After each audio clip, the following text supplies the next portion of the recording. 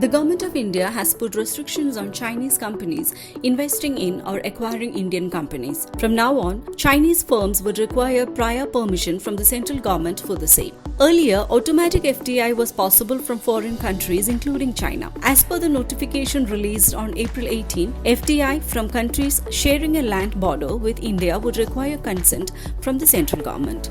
It is clear that the new restrictions target investments from China. The FDI policy amendment notification issued in the context of COVID demands prior approval of the central government for ownership transfer, foreign direct investment and direct or indirect move to gain the ownership of any Indian company.